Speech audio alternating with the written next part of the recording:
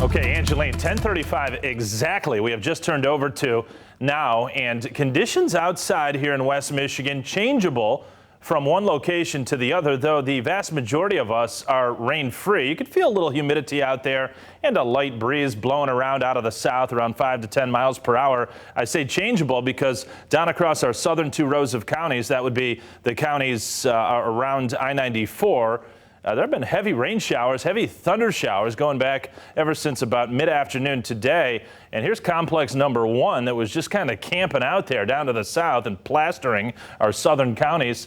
Berrien, Cass, St. Joseph, and Branch counties recently did have some flood advisories for Cass and St. Joseph counties that did expire at 10:30. But complex number one of heavy rainfall exiting. Here comes complex number two, and if you look closely, there's a little bit of a circulation there, so a notable upper level disturbance, but it's moving to the southeast and not really on a trajectory to bring much into Grand Rapids, nor say Holland northward to Muskegon, although there was a renegade shower slash thunder shower near Muskegon within the past hour, but that had kind of broken off from the main area out over Lake Michigan.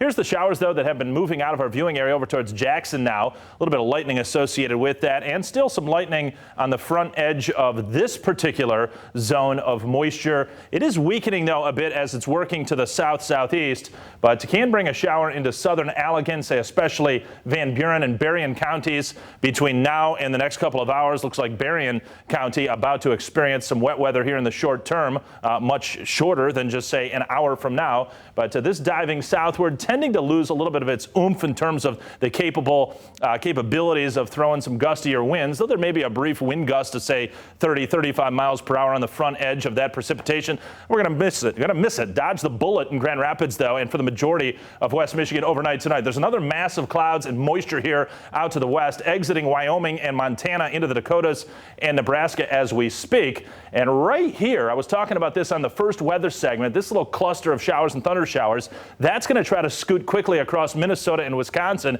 and try to dive in here tomorrow afternoon. So that is something to keep an eye on. The trajectory of that will dictate whether or not we could get a shower there late afternoon into the evening on Saturday. That'll break off from that main disturbed area of clouds and precipitation, and the main area will actually come in on Monday. It's going to be very slow to move outside of the little cluster that's going to break off ahead of it tomorrow. Temperatures in the lower 70s off in our northern communities, similar here Grand Rapids to the lakeshore, and then southward from there it's more like the 60s because this air mass had been cooled substantially from those heavier thunder showers earlier on this afternoon. A lot of rain cooled air through our southern third of the viewing area. 66 I've got at 7 a.m. mostly cloudy. You know, it's not impossible there may be a sprinkle, perhaps a renegade shower out there at 7 a.m. but quickly going away. We're dry for the majority of hours tomorrow. It'll be partly sunny around midday. A lot of clouds initially, but sunshine getting intermingled in there. That'll carry into the afternoon. We go to 84 on the thermometer. Pretty light winds out of the southwest. After tomorrow, though, it starts to warm up. 90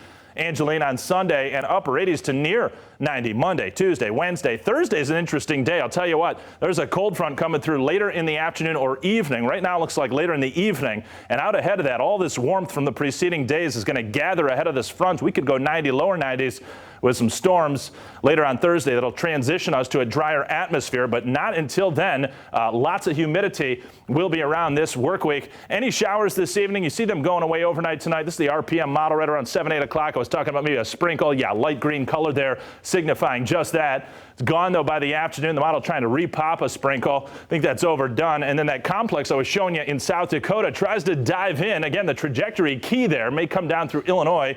If it does take more of a easterly track, we may get a shower at some point in the evening, so keep tabs on that. Most of Saturday dry, though, but will be humid. Angeline, I mean, it's going to be dry on Sunday, just feeling quite wet because it's going to be sticky. Same deal. Monday, Tuesday, Wednesday, Thursday. Chance of storms there on Monday.